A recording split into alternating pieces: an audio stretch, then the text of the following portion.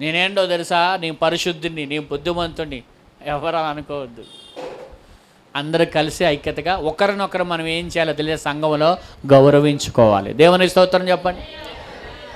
నీ ఎదుట ఉన్నవాడు నీకంటే గౌరవమైన వ్యక్తి అని నువ్వు అనుకోవాలి. ఇప్పుడు ఏముందిలే నా ముందు అన్నావా, అయిపోయావే నువ్వు. ఇక దేవుడు ఎక్కడ తీసుకెళ్ళిపోతాడు నిన్ను, అది విషయం. అర్థమైందా?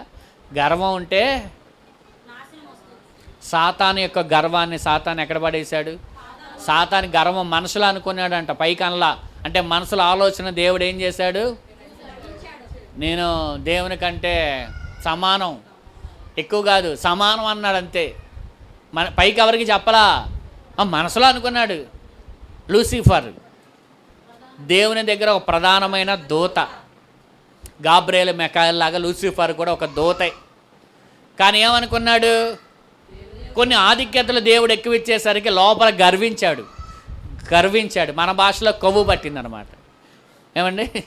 గర్వించి అన్నాడు నేను దేవునితో సమానం అని అనుకున్నాడు. మనసులో ఎవరికి చెప్పలా. వెంటనే దేవుడు ఆలోచనను ఏం చేశాడు? ఎమ్మని కిందకి ఆడితో పాటు కొంతమంది వచ్చేసారు.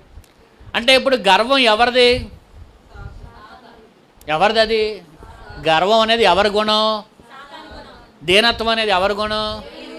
ఇప్పుడు మనకి తగ్గింపు కావాలా, గర్వం కావాలా? యేసుప్రభు ఒక మాట చెప్తాడు, మీరు అందరిలో కల్లా ఘనమైన వారుగా, ప్రముఖులుగా, గొప్పవారుగా ఉండాలంటే మొదట మీరు వాళ్ళందరికీ దాసులై ఉండండి.